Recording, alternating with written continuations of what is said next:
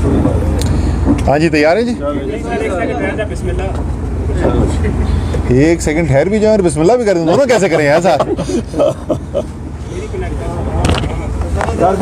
चले अच्छा जी, बिस्मिल्लाह रहमान रहीम जी, अस्सलाम वालेकुम। आज पाकिस्तान के अंदर 3 सूबों के अंदर अवाम के सामने इलेक्शन हो रहा था।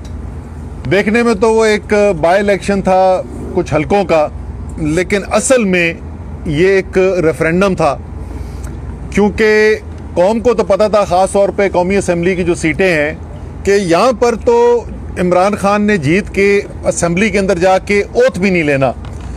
इसलिए लोग जो वोट डालने के लिए आ रहे थे, वो ये वोट डालने के लिए नहीं आ रहे थे कि उनको अपने कोई हल्के के काम करवाने थे, उनको कोई गली, कोई नाली, कोई पानी का काम करवाने थे। ऐसा नहीं कि उनको ज़रूरत नहीं है, लेकिन पाकिस्तान के अवाम को भी ये समझ में आ गई है कि पाकिस्तान तारीख़ के एक इंतहाई अहम मोड़ पर आ गया है।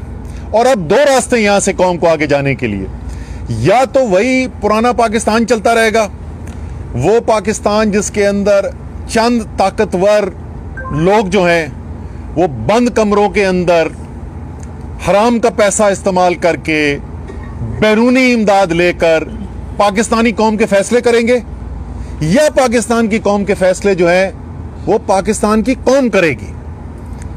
क्या पाकिस्तान वैसे ही पहले की तरह बैरूनी ताकतों के सामने सर झुकाकर उनकी मर्जी के फैसले करेगा, उनकी जंगों का हिस्सा बनेगा, या पाकिस्तान जो है वो अपने मफादात देखते हुए, अपनी कौम के, अपनी अवाम के मफादात देखते हुए अपने लिए फैसले करेगा। और अवाम का फैसला पिछले 6 महीने से, जब भी अवाम से ये सवाल पूछा गया है, चाहे वो किसी जलसे की शक्ल में हो, वो किसी एहतजाज की शक्ल में हो, वो किसी इलेक्शन की शक्ल में हो, तो अवाम का जवाब जो है, अवाम के दिमाग में कोई अभाम नहीं है। हर दफा अवाम का जवाब एक ही आता है, और वो जवाब है कि गुलामी नामंजूर। 17 जुलाई को पंजाब में 20 हलकों के अंदर इलेक्शन कराया गया। उस वक्त तो हुकूमत भी इनकी थी, पूरी तरीके से उन्होंने हुकूमती मशीनरी इस्तेमाल की, और 75% सीटें जो हैं वो तहरीक-ए-इंसाफ ने जीती। आज 11 सीटों का मुकाबला था, और एक दफ़ा फिर जो रिजल्ट सामने आ रहे हैं, तकरीबन अब तो फाइनल रिजल्ट सामने आ गए हैं, 3/4 अक्सरियत से तहरीक-ए-इंसाफ ये सीटें जीती हैं। इमरान खान का बयानिया लोगों के दिल और दिमाग के अंदर उतर गया है। पाकिस्तान के अवाम फैसला कर बैठे हैं, लेकिन सवाल ये है कि वो लोग जिनके पास पाकिस्तान की फैसला साजी का इख्तियार है, जिनकी जिम्मेदारी है पाकिस्तान की कौम के फैसले करने की, क्या उनके दिमाग में कोई इबाम है, या उनका भी ज़हन उतना ही साफ हो चुका है जितना कौम का ज़हन इस वक्त वाज़ेह हो चुका है?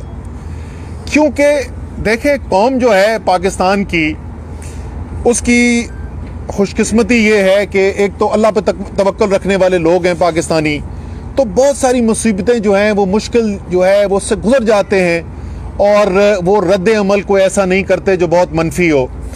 और इस वक्त ये भी खुशकिस्मती है कि कौम के पास एक लीडर है इमरान खान की शक्ल के अंदर, एक पार्टी है तहरीक-ए-इंसाफ की शक्ल के अंदर, जो अवाम की जो उमंगें हैं, और मैं कहूँगा जो इस वक्त अवाम का गम और गुस्सा है, उसको एक मस्बत रास्ता देने के लिए इमरान खान जैसा लीडर मौजूद है। और वो आज भी कौम को यही दर्स दे रहा है कि हमने जो कुछ भी करना है वो एक जमहूरी रास्ते से करना है। और मुतालबा क्या रखा हुआ है? मुतालबा ये रखा हुआ है कि इमरान खान की बात ना मानी जाए, तहरीक-ए-इंसाफ की बात ना मानी जाए, पाकिस्तान के अवाम को फैसला करने दें, पाकिस्तान के अवाम क्या चाहते हैं।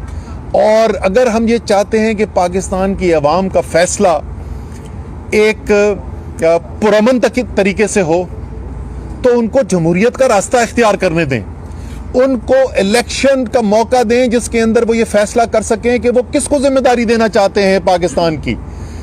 वरना जो पाकिस्तान के अंदर होता रहा है और जिस किस्म का गम, गुस्सा और वो बढ़ता रहा है, क्योंकि बतदरीज ये गुस्सा बढ़ता रहा है अवाम के अंदर। और उसका इजहार आपने आज भी देखा है कि किस तरीके से उन अवाम निकले हैं और अवाम ने आकर वोट डाला है।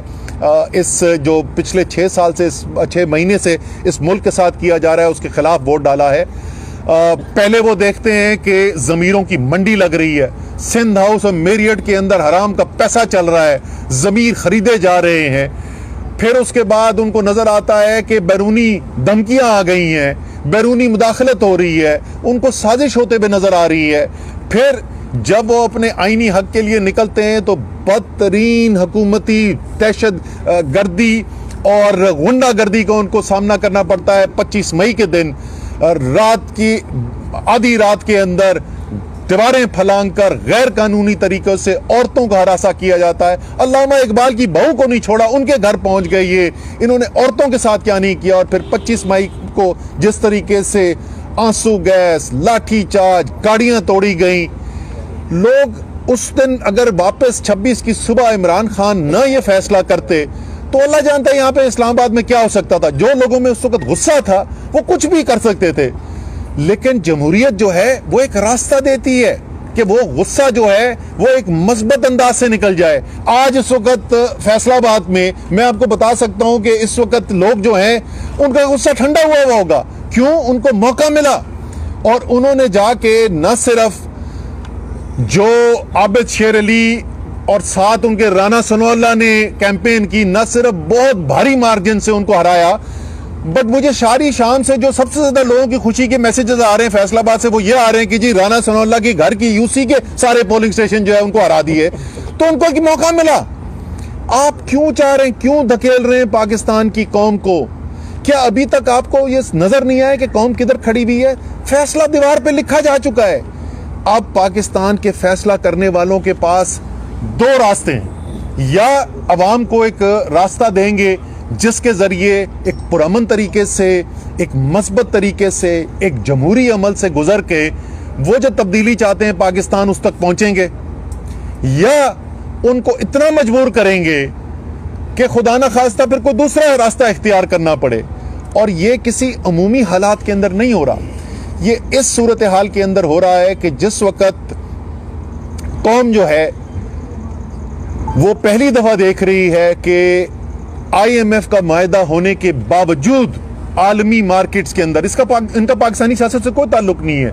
ये सबसे ज्यादा कोल्ड ब्लडेड, क्या बोलना चाहिए, बेरहम मार्केट्स होती हैं जो बॉन्ड मार्केट है इंटरनेशनल, वो ये कह रही है कि पाकिस्तान के दिवालिया होने का तकरीबन उनको यकीन नजर आ रहा है। क्या किसी ने सोचा है कि जिस वक्त खुदा ना खास्ता अगर हम वहां पे पहुंचते हैं, अल्लाह ना करे हम वहां पहुंचे, अगर वहां पहुंच गए तो उसका मुल्क के ऊपर और अवाम के ऊपर क्या असर पड़ेगा? इस वक्त आपको पता है श्रीलंका की क्या हालत है? 13% उनकी मईशत सुकड़ गई है क्योंकि उन्होंने डिफॉल्ट किया था। एक तरफ वो सूरत हाल आपके सामने है, बदतरीन महंगाई का सामना कर रहे हैं पाकिस्तान के अवाम, बिजली के बिल से वो पागल हो गए हैं, ऊपर से लोड शेडिंग हो रही है और सबको पता है कि अगले 2 महीने के अंदर जैसी सर्दियां आएंगी बदतरीन गैस की लोड शेडिंग होने वाली है। इन हालात के अंदर आप सियासी बहरान को हल करने को ना तैयार हो और आप कहें कि मैं जोर, जबरदस्ती, ताकत, इस कौम की जो आवाज है उसका जवाब हमें इस वक्त क्या सुनने को मिल रहा है? काबीना ने करोड़ों रुपए की गोले खरीदने की इजाजत दे दी। वो कह रहे हैं नई नई टेक्नोलॉजी से हम लेके आएंगे और हम अवाम को मारेंगे। निहत्ते पाकिस्तान के अवाम जो अपना आईनी हक इस्तेमाल करने के लिए आए हैं वो इंशाल्लाह ताला ये मार भी नहीं सकते, आप उनको रोक भी नहीं सकते। लेकिन आखिर में मैं फिर यही कहूंगा कि एक दफा फिर पाकिस्तान के अवाम ने अपनी आवाज से ये फैसला साजों को तक बात पहुंचाई है कि जो मुल्क के अंदर हालात पैदा किए गए, जो साजिश हुई, जो इंपोर्टेड हुकूमत आई, वो किसी तौर पे पाकिस्तान के अवाम उसको कबूल करने के लिए तैयार नहीं है। आज एक दफा फिर पाकिस्तान के अवाम ने इमरान खान के अंदर अपने एतमाद का इजहार किया और ये कोई छोटी मोटी चीज नहीं हुई। सियासी तौर पर जो समझते हैं कि 13 जमातें एक तरफ, आपको पता है ऐसी सीटें, मर्दान वाली सीट वहां पे PDM की जो सारा टोला एक तरफ मिलकर इलेक्शन लड़ा था, इनके पिछले इलेक्शन में तो तकरीबन 1,40,000 वोट था। तहरीक इंसाफ 58,000 वोट लेके जीती थी इलेक्शन, मतलब उनसे आधा भी नहीं था। और आज वो सीट भी जो है वो तहरीक इंसाफ और इमरान खान जीत रहे हैं। इतनी बड़ी इस वक्त इनकलाबी तब्दीली आई हुई है अवाम के अंदर। तो इंशाअल्लाह ताला पाकिस्तान जो है यहाँ से बेहतरी की तरफ जाएगा। इंशाअल्लाह ताला ये पाकिस्तान की अवाम ने जो मेहनत की है, जिस तरीके से, जिस बहादुरी से पाकिस्तान की अवाम ने ये मुकाबला किया है और दुनिया को पैगाम दिया है, इंशाअल्लाह ताला अल्लाह ताला जो है इस मुल्क के ऊपर रहमत नाजिल करेगा, बेहतरी की तरफ हमें लेके जाएगा। और इसीलिए मेरी तमाम पाकिस्तान के अवाम से, खुसूसी तौर पे तहरीक इंसाफ के, अच्छा मैं तहरीक इंसाफ के जो वर्कर्स, लीडर्स जिन्होंने मेहनत की, मैं उनका शुक्रिया अदा करना चाहता हूँ।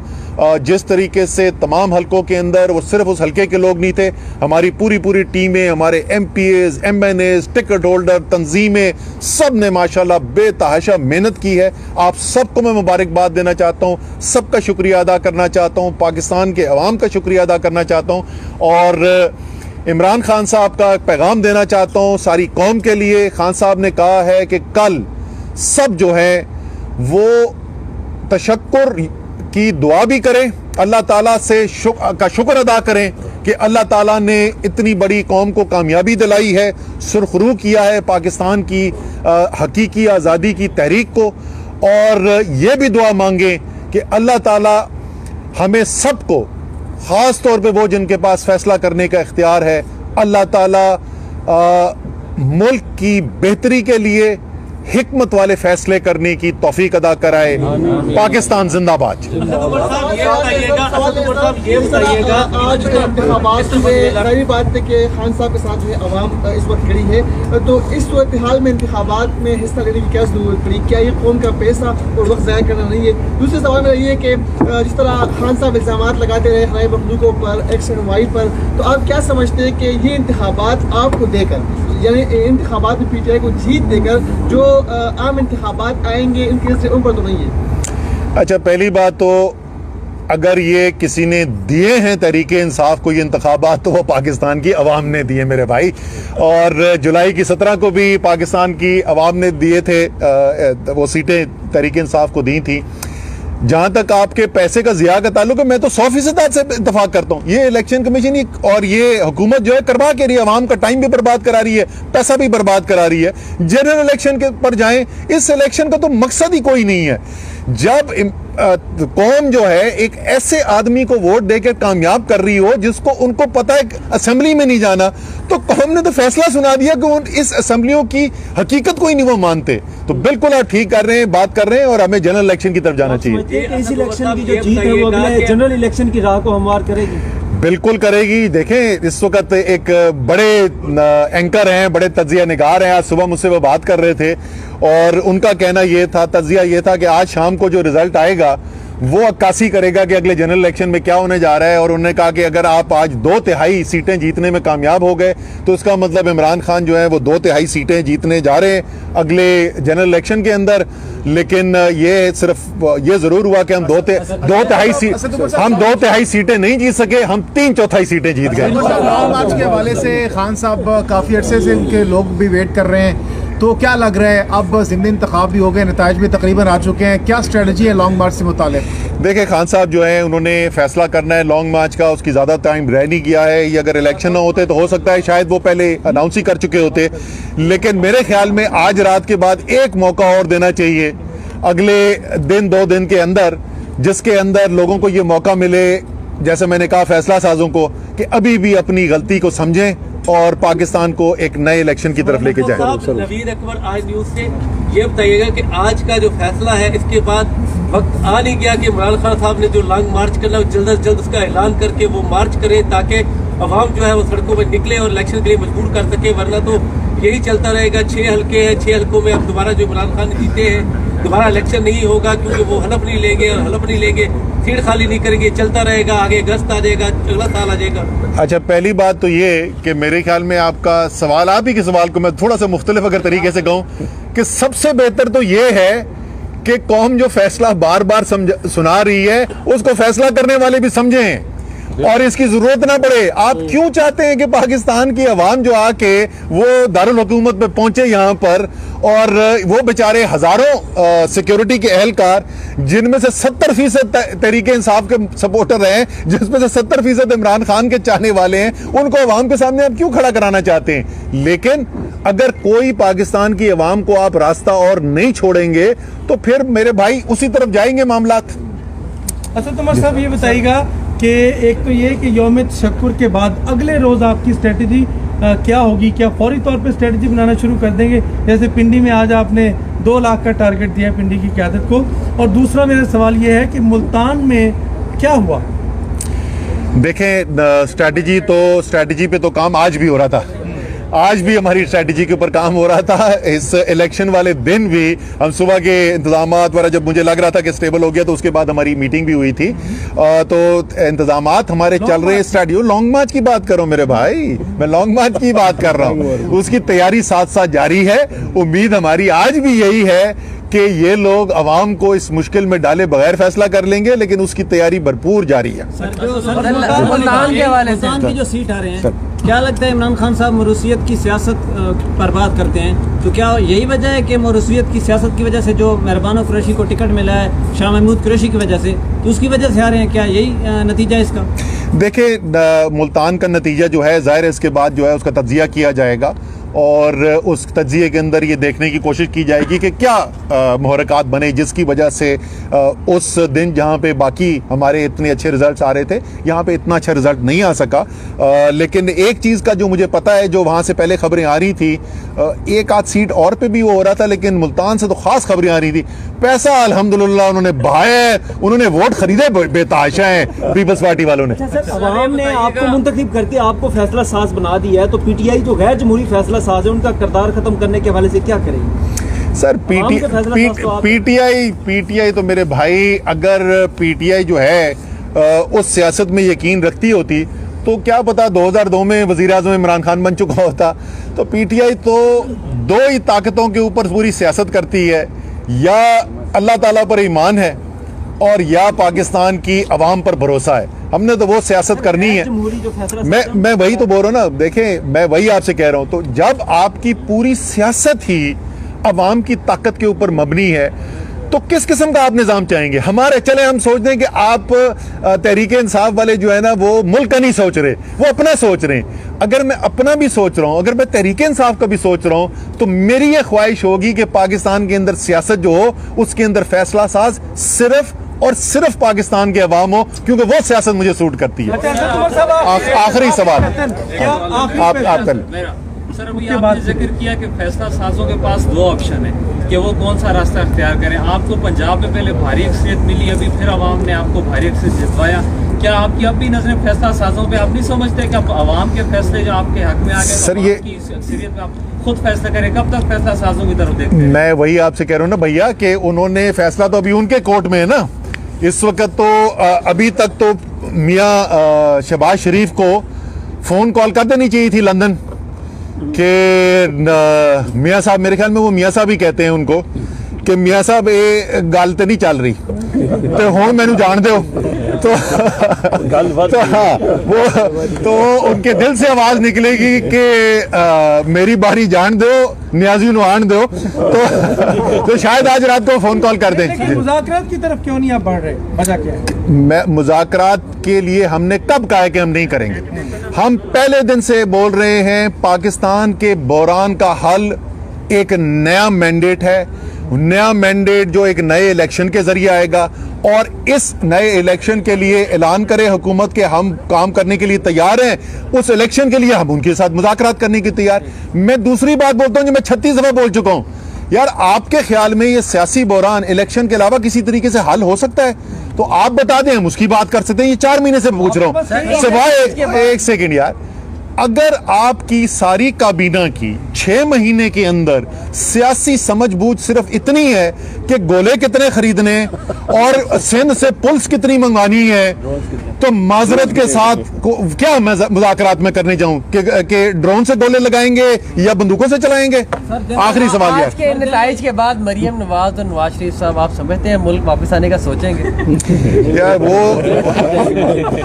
हमारी ख्वाहिश तो ये है कि सारे पाकिस्तानी जो हैं वो पाकिस्तान के अंदर ही ज़िंदगी गुजारें, और हम मियाँ साहब की सेहत के लिए भी दुआ करते हैं। हम चाहते हैं हर शख्स की हम सेहतयाब होने के लिए दुआ करते हैं, और हम ये भी मियाँ साहब को कहते हैं कि मियाँ साहब, आपने तो अपनी कई दौरे हुकूमत के अंदर कोई एक भी ऐसा अस्पताल नहीं बनाया जहाँ पे आप अपना इलाज कराने को तैयार हैं, लेकिन इमरान खान की जिस वक्त ज़िंदगी और मौत की जंग चल रही थी, और मुझे याद है डॉक्टर्स हमारे पास खड़े हुए थे शौकत खानम के अंदर, और वो मुझे कन्विंस करने की कोशिश कर रहे थे कि एयर एम्बुलेंस का इंतज़ाम भी कर लिया था, एयर एम्बुलेंस लेके आएंगे, अमेरिका लेके जाएंगे, खान साहब का वहाँ इलाज करेंगे। तो खान साहब ने कहा था मैं शौकत खानम में जहाँ गरीब तरीन इंसान का इलाज होता है मैं वहीं पर इलाज कराऊंगा। मियाँ साहब आप भी आएँ, आपको मैं अपने फैसल सुल्तान साहब से सिफारिश कर दूंगा, आपका इलाज भी शौकत खानम में करा देते हैं।